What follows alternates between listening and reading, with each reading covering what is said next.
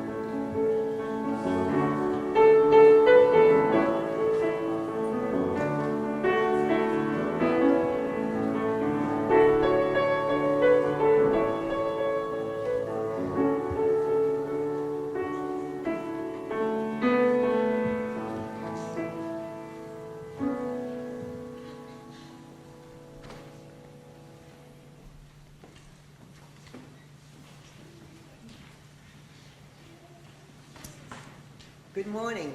Good morning. Welcome to First Parish Annual Access for All service. The title of the service is Life Without Limits, the Importance of Opportunity, Employment, and Inclusion.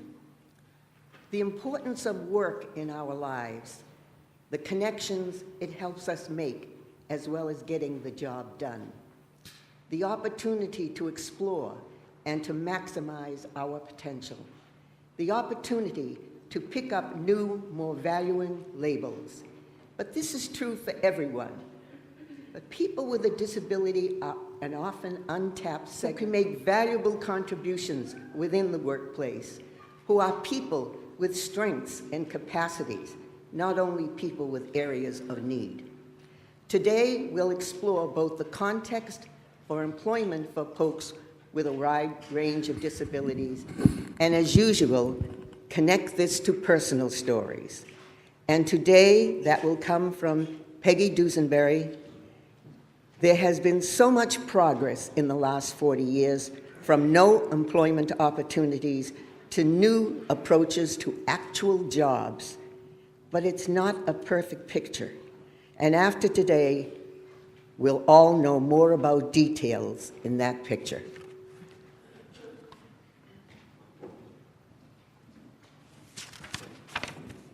And it is time for us to clear our lungs and sing Gather the Spirit. Our first hymn is number 347.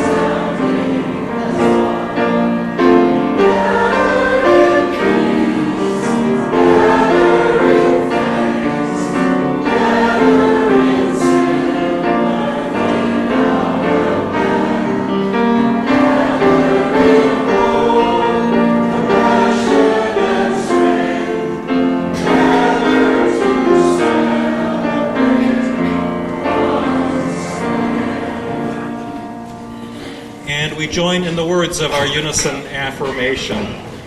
Love is the spirit of this church, and service is its law. This is our great covenant, to dwell together in peace, to seek the truth in love, and to help one another. And while you're still on your feet, turn and say hello to someone you may not know.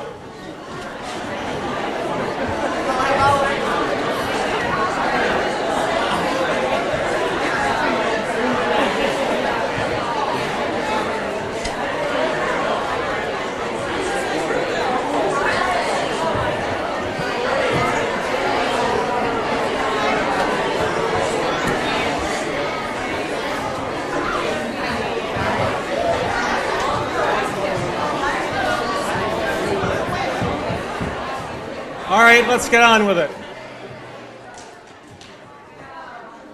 Good morning. Good morning.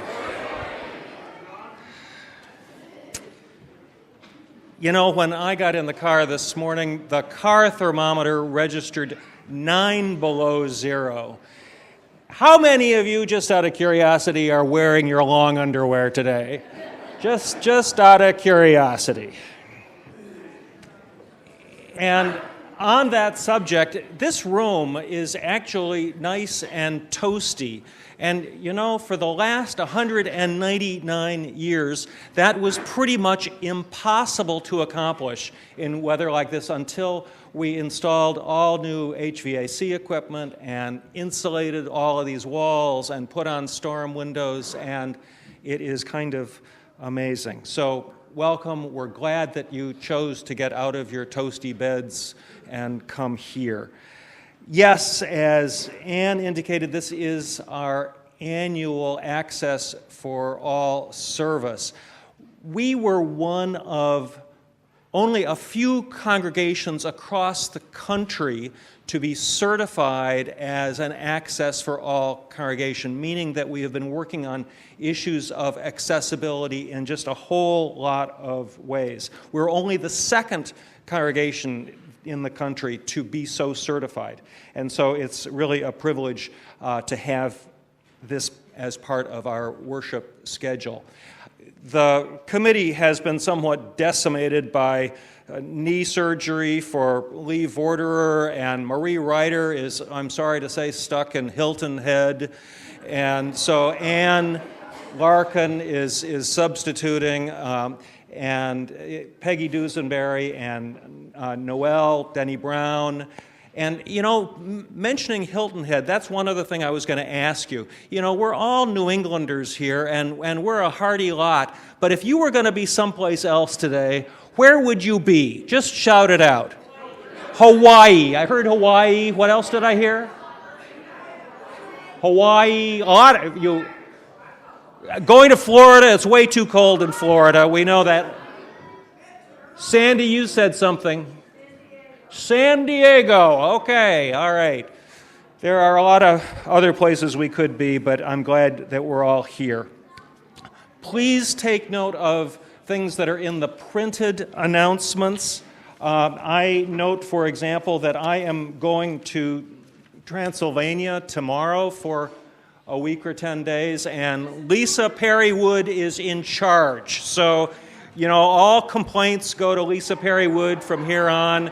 Just make her work for her whatever she gets. Okay. The blood pressure clinic is happening today. It's happening in Lisa Perrywood's office. And take note that we're also designating the page room, that's the page room up here, as a scent-free zone. So if people are sensitive to scents, that is a scent-free zone, and that's described in the order of service as well. Next month, the beginning of February, we report our membership to the Unitarian Universalist Association, and so I troll for new members during the month of January.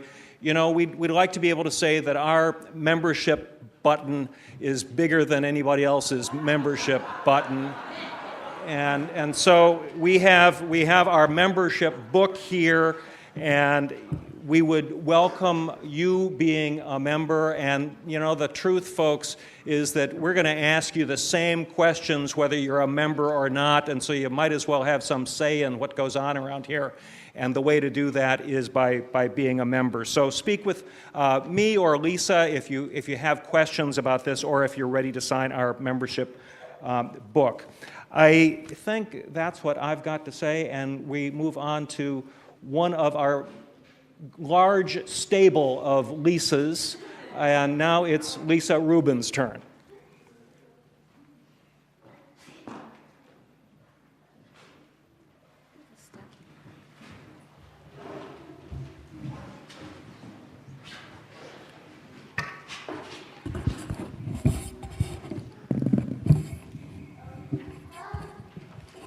We were going to be over there, but I don't want to change the microphone around on Peggy. Is that for you? Yeah. Good morning.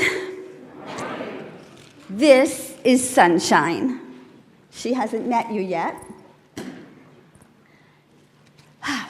Sunshine is very happy today because it's her birthday. And she knows that First Parish celebrates birthdays today.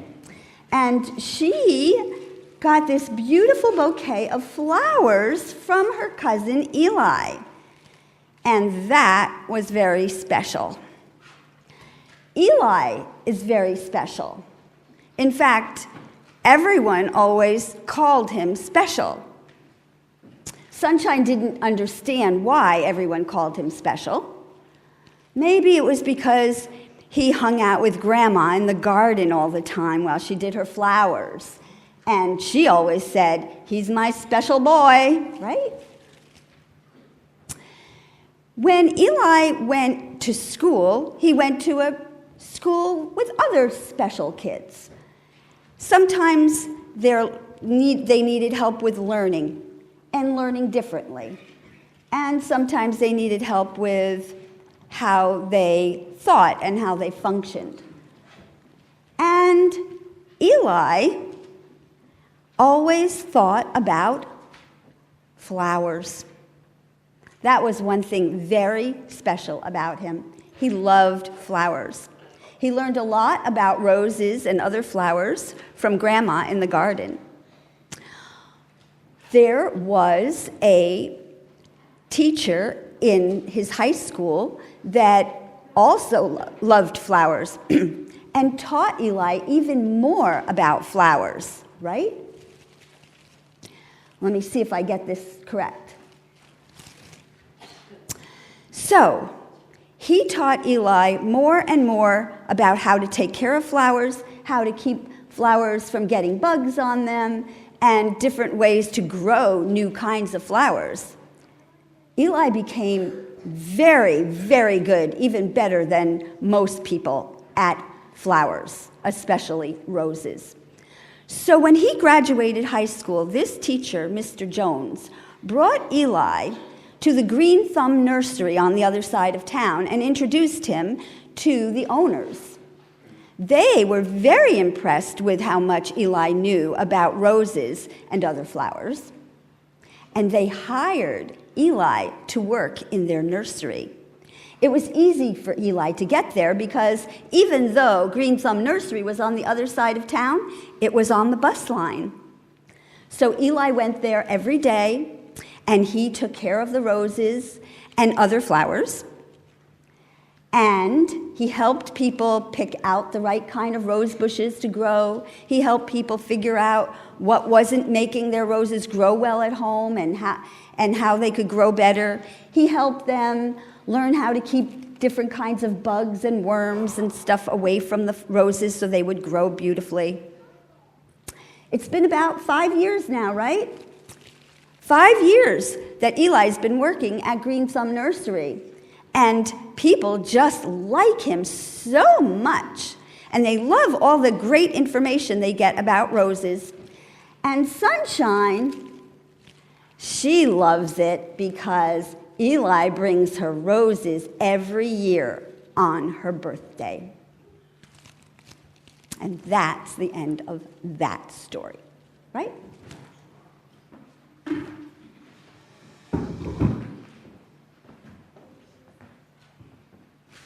So kids and teachers are off to your in-gathering, and as you go, we will sing Come Sing a Song With Me. It is number 346. Song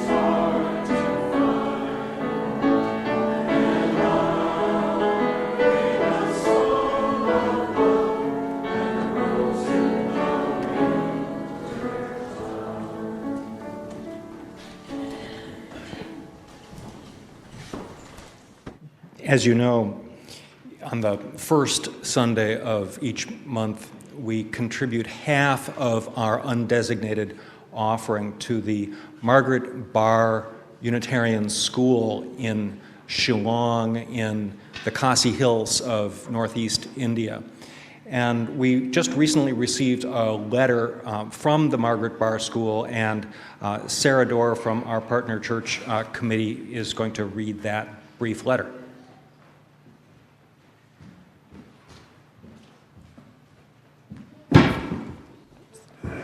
Good morning, everyone.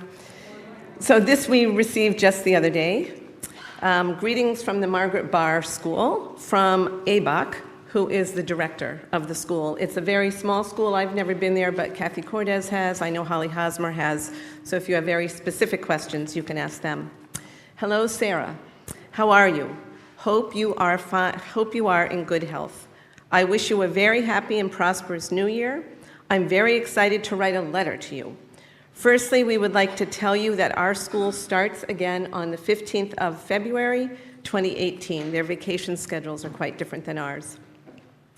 I'm very pleased to tell you that our students did very well in their annual exams, and all of them are promoted. We teachers are very happy for our children.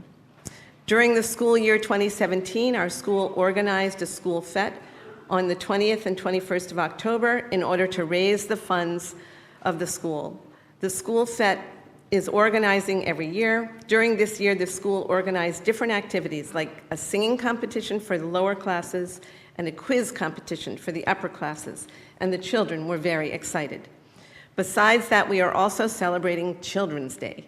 We provide food for the children, and we also distributed prizes to all the winners of the singing competition and the quiz competition. We, the teachers, are very happy with the children. We love the children very much. Well, that's all for today. With love and best wishes, Happy New Year, ABAC. So, please be generous.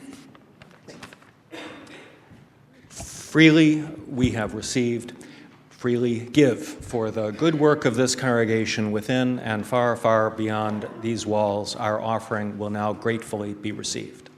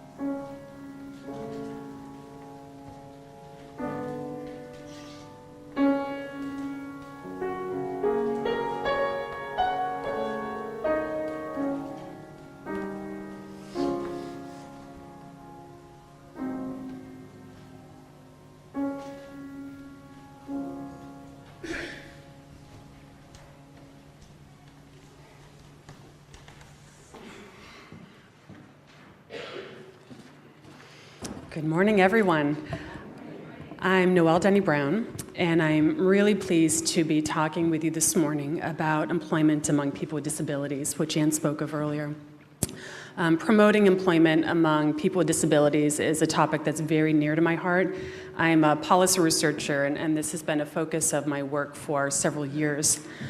The word disability can imply brokenness or a mindset of unproductive or less than, instead of really emphasizing one's inherent strengths and abilities. So my hope today is that this service will really help to dispel some of these myths and open people's minds to the fact that people with disabilities can and do make valuable contributions to businesses, to our economy, and to, most importantly, our communities.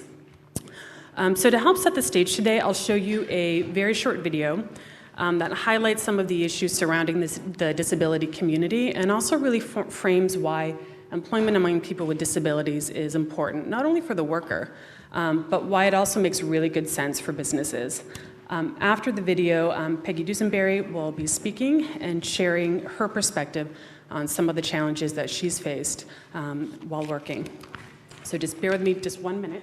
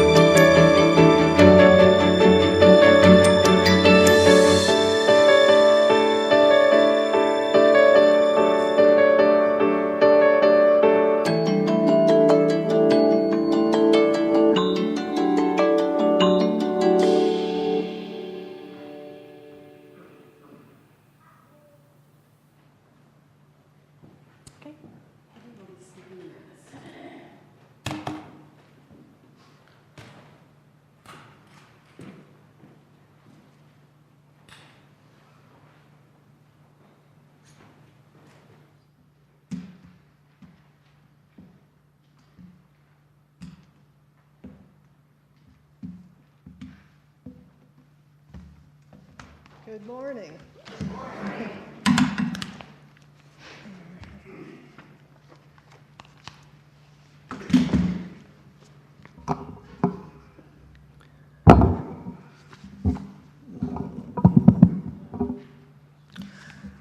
and Happy New Year. The problems I encountered trying to work while disabled are both distressingly common and also hidden in plain sight. Few of my colleagues really knew what was going on at the time. My story, which is kind of long and convoluted, took place in Scotland. I've decided not to try translating the legal situation around employment and disability discrimination for you, as I've not studied these matters much in the US. So I'd be bound to get it wrong, but more importantly, like the video said, I think my tale is really about attitudes. Even where the law is clear, the wrong attitudes can very easily harm people with disabilities.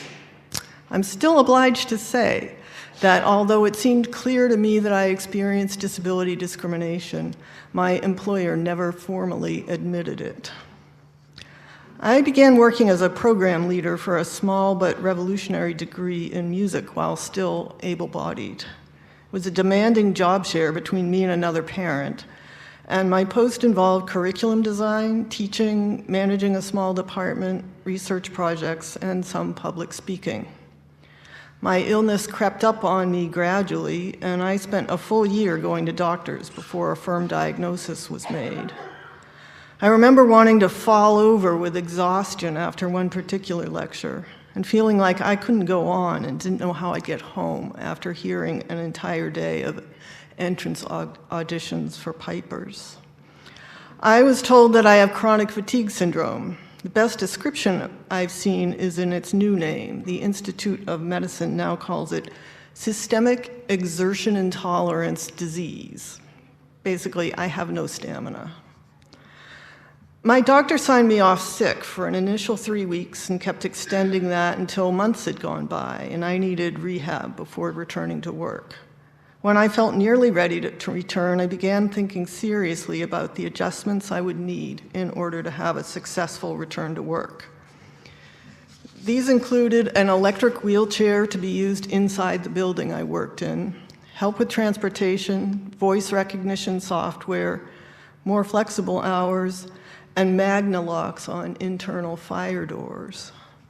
I was able to get advice and assistance from a number of sources. My trade union helped me understand my employment rights, while the government's Access to Work program offered assistance with transportation, evaluation by a physiotherapist, and eventually the offer of a free electric wheelchair. In addition, a charity provided a specialist counselor who gave me a lot of education about what counts as discrimination and how to talk to employers. And my medical rehab team provided a lot of practice and guidance. Help from my employer consisted of creating delays. They seemed to require an endless array of risk assessments. They offered to put in place things that were free. In other words, they did not obstruct my government-subsidized transport, but they bizarrely turned down the free electric wheelchair. That's right, they told me I could not keep a wheelchair at work because there was no space. I was beyond outraged, and I'm still outraged, as we're talking about a building the size of a city block, with storage large enough for both stage sets and large musical instruments. If they could store concert harps and timpani, why not a wheelchair? I was further outraged to be told that I was not allowed to work in the building while adjustments were being prepared. I was told I could see my graduate students at home or perhaps in a coffee shop for their dissertation supervisions, but I could not do this in the building. However, if I wanted to, I could come to public events in the very same building as a member of the public. No need for risk assessments there. The difference between entering the building as an employee and entering the building as a member of the public came down to employment and public services being covered in different sections of the UK's Disability Discrimination Act. My employer also provided me with financial support to speak at a conference at a university in another city. Somehow, no risk assessments were needed there. After about 6 months, my employer allowed Access to Work to have a physiotherapist come and assess me, the workplace, and my job. A nicer electric wheelchair was recommended, one that meant my employer would have to contribute to the cost. Other recommendations were made, but the wheelchair continued to be the sticking point. Several further months went by with promises but no action by my employer on the purchase of this wheelchair. As I couldn't make it from the front door to my office or the classrooms without it, I despaired. My counselor could think of no further ways to negotiate. Access to work bent their rules a little to keep my case open, despite the entire academic year that had been lost to this battle. I finally rang my trades union and found that they had the same view as my counselor. Only legal action would make any headway. So the trade union notified my employer that they planned to refer my case for legal review by the Disability Discrimination Commission if no wheelchair was purchased in the next 2 weeks. Surprise, surprise, they bought the wheelchair and had no trouble about storing it. I started going into work in the building over the summer when the students are gone and everything's pretty quiet. A few weeks into the autumn term, new obstacles arose.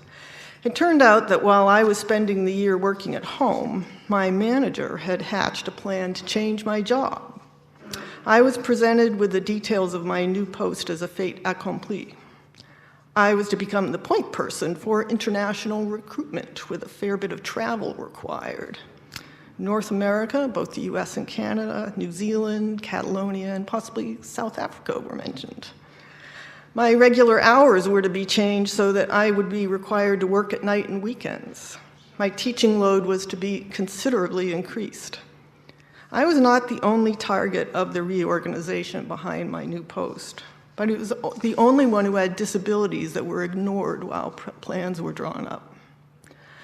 My trade union went to bat for me and for a colleague who also found her job changes unacceptable.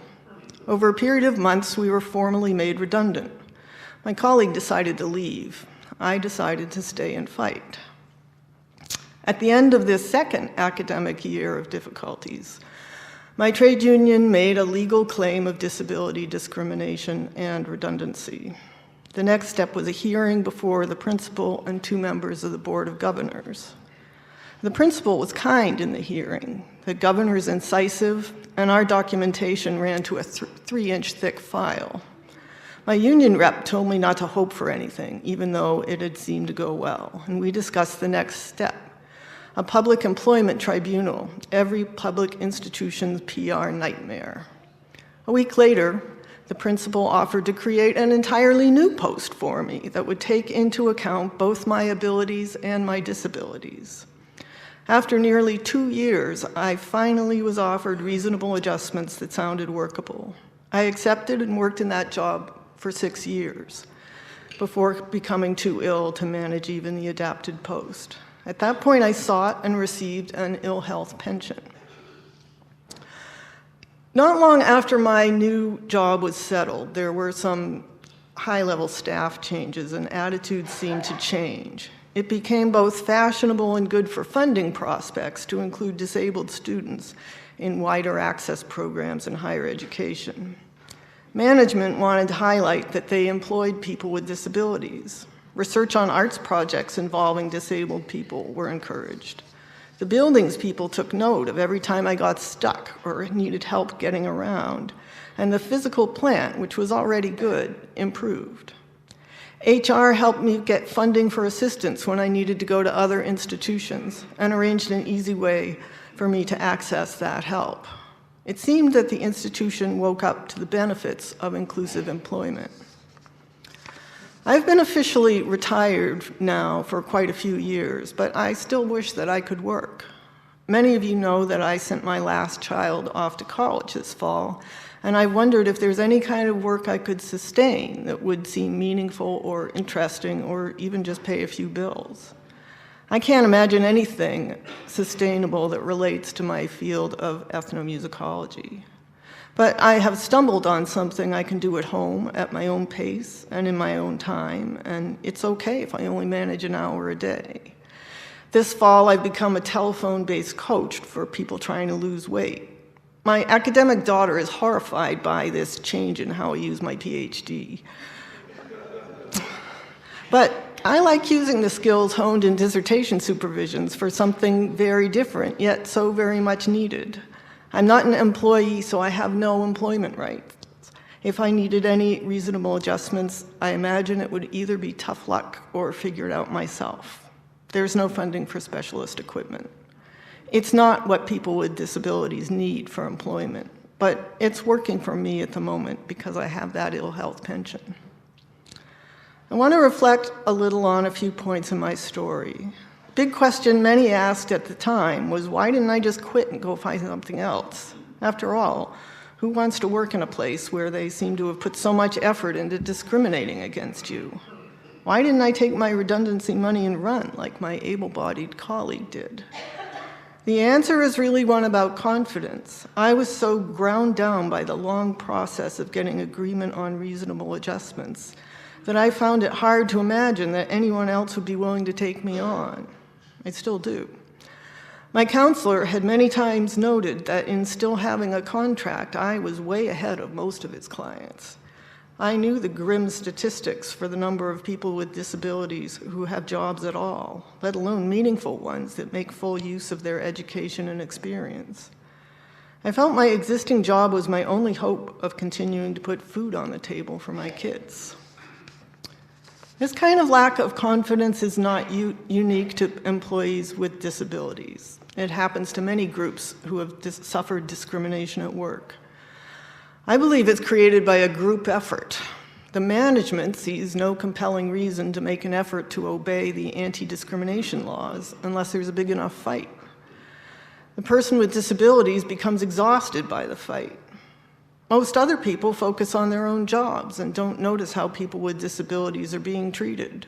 They may react when they hear a horror story, but it's not their direct responsibility to prevent those horror stories in the first place. So the work environment becomes just the opposite of the environment of inclusion that we need to create justice for workers with disabilities. The second area for reflection is that just as it takes a community to create a work environment where discrimination is possible, it also takes a community to do anything about it. As my tale progressed, I seemed to amass a professional community of outraged trade union, health, government, and charitable discrimination advisors. I had friends willing to listen to the latest chapter for months on end. I had a colleague who fed me rumors from work. Without that community of support and advice, I would have quit in about 3 months. In contrast, here in America, we have the cult of the individual. The myth goes that we get to where we're going by dint of our own efforts. We are told to pull ourselves up by our bootstraps, which is not very helpful for those of us without the full complement of bootstraps. I believe the cult of the individual is the opposite of what's needed if people with disabilities are to be able to work. I realize that I've presented my story as a battle or perhaps a tale of woe. The other side to it is that I've become much more understanding of other people's situations. Their problems at work might be due to sexism or racism or immigration status or some other ism that is not disability. But the problems are all about equality and the solutions are all about justice. Now, here at First Parish, we're pretty big on walking the walk. And there are some easy things you could do to support the employment of disabled people. First is to think about what disablement is all about. Many here couldn't see well enough to work without their glasses. But we don't generally call this a disability. The solution, glasses, is readily available, and more significantly, there is no employment prejudice against people who need to wear glasses to work. Key points about disability is that it interferes with daily life and that there are both physical and attitudinal barriers to people with those particular disabilities.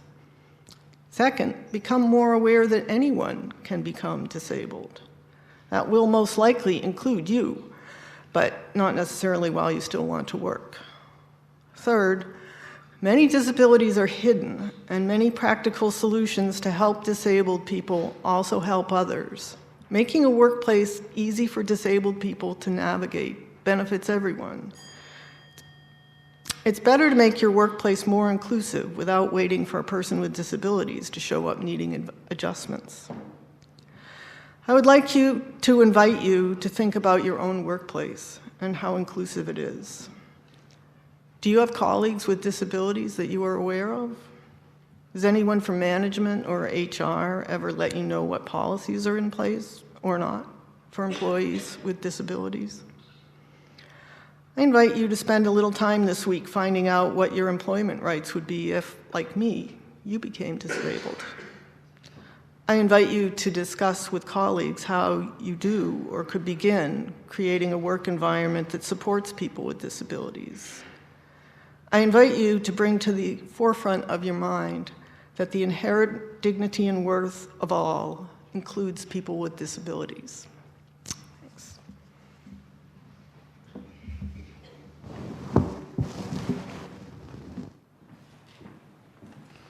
Thank you, Peggy, for sharing your story, and what a powerful one it is.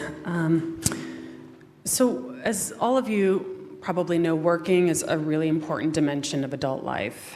Work shapes our social identity, it boosts our self-esteem, it increases financial independence and security, and it also helps us establish really important connections with others.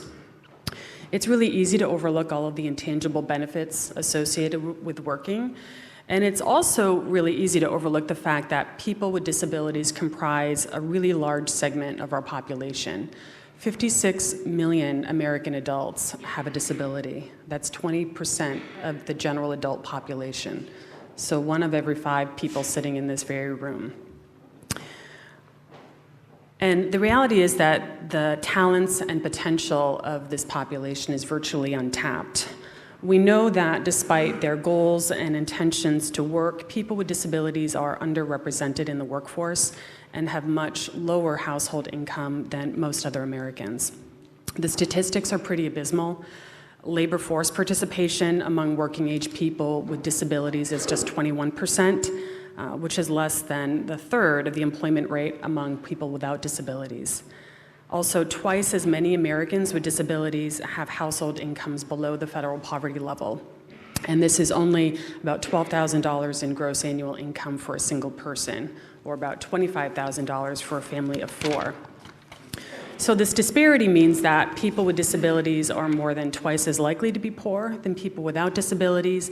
They're more apt to experience financial and economic hardship, and also really struggle to meet their basic daily living needs. So the open question here is, why don't more people with disabilities work? And the reality, as Peggy spoke of, is that people with disabilities face myriad barriers to employment. They may lack access to reliable and accessible transportation to get to and from work. They may need workplace accommodations. These may include special work site features such as accessible parking, a place to store one's wheelchair, an accessible restroom. Or they may need special work arrangements, such as a flexible work schedule or reduced hours or more frequent breaks. Provision of accommodations is a really important aspect of the Americans with Disabilities Act, which I'll speak of later. People with disabilities may also fear losing government-sponsored benefits, especially health insurance and especially federal disability cash benefits, which a lot of people with disabilities really rely on. Workers with disabilities also face pervasive attitudinal barriers. So some employers may perceive people with a disability as a potential liability, or they may be perceived as being potentially less productive on the job as their able-bodied counterparts. So the employment picture for people with disabilities is very complicated, to say the least. So the important question is, what is being done to improve job prospects for this population? There are several efforts underway to support people with disabilities in obtaining employment that is meaningful and where they're earning competitive wages that are commensurate with their training and with their similarly trained, able-bodied colleagues. As I mentioned earlier, the Americans with Disabilities Act, this is a really groundbreaking law that was enacted in 1990. Title I of the ADA is designed to help people with disabilities access the same employment opportunities and benefits available to people without disabilities. And it mandates and requires that employers provide reasonable accommodations to allow workers to perform essential functions of their job. At the federal level, the Department of Labor is working to spread a system change effort known as Employment First. And the goal here is to increase community-based employment opportunities for people with significant disabilities, especially intellectual and developmental disabilities. Under the principle of Employment First, publicly financed systems are aligning their policies, their service delivery practices, and their reimbursement structures to support people with significant disabilities in obtaining employment that is both competitive and integrated. So the goal is for people with disabilities to fill jobs where they're engaged in meaningful work, earning at least minimum wage, and working alongside colleagues who are able-bodied. Some federal agencies, such as the Social Security Administration, are testing policy changes that aim to address some of the disincentives in our public programs that really discourage people with disabilities from returning to work. To give you one example, workers qualify for federal disability cash benefits, known as Social Security Disability Insurance, when they're unable to work because of a medical condition that's expected to last at least 1 calendar year. Right now, under these rules, if a person receiving these benefits works and earns $12,000 a year in gross income, they abruptly lose all of their entitlement to their cash benefits. So their monthly cash benefit abruptly reduces to zero. And this discourages many SSDI beneficiaries from really testing their ability to return to work. Fortunately, the Social Security Administration, which administers this program, is evaluating some of these changes to their current program rules to try to better support people with disabilities in returning to work and really motivating them to try to do so. There are many new programs that are being implemented to offer youth with disabilities work-based learning experiences. One such program, known as Project Search, offers high school youth with intellectual and developmental disabilities the opportunity to complete 3 internships in a business, in a hospital, or in a government agency. And the students really acquire, competitive, marketable, transferable job skills that they can then use to try to obtain a similar related position after they complete high school. These experiences really help youth develop job readiness, soft skills, and other skills that are so necessary and important to support them in transitioning to adulthood. Technology is also helping to ease some of the challenges that people with disabilities face on a daily basis. For example, Apple has made their smartphones and tablets completely fully accessible by building magnifiers and screen readers directly into all of their products, which is great. Another example is a startup company called Sesame Enable, which developed eye tracking technology that allows users to move a cursor around a computer screen or mobile device screen simply by moving their head. So such technologies are pretty revolutionary and can really help people with disabilities contribute more in the workplace and also improve their quality of life in fundamental and real ways. Many businesses are also emphasizing disability inclusion by recruiting and retaining more workers with disabilities. For example, several years ago, Walgreens hired many people with disabilities at their distribution centers and essentially offered these workers the same pay and roles as their able-bodied colleagues, while also expecting the same from them in terms of their work standard. And the practice has been so promising and successful that workers with disabilities now comprise over 12% of the Walgreens workforce and their distribution centers. Many employers are also offering their workers increased flexibility to work from home or work a more flexible work schedule, which again makes it much, much easier for workers with disabilities to try to sustain their job. So although, we're really making important strides in promoting employment among people with disabilities, we know that a lot more can be done in this area. A lot of these barriers are very, very stubborn to address and solve. Everyone in this room knows someone with a disability, be it a friend, family member, or colleague, and at some point each of us will have a disability as we grow older in age. So my goal today is really to raise some awareness of the challenges people with disabilities face in obtaining employment, and also just highlight some of the efforts that are underway and really helping to improve employment outcomes for this population. So with Peggy's story and Anne's remarks earlier, I hope you can appreciate our bottom line, which is every person who can work really should have the equal opportunity to do so. So thank you very much. Next, if you can please turn to your hymnal to 1021 to sing Lean on Me.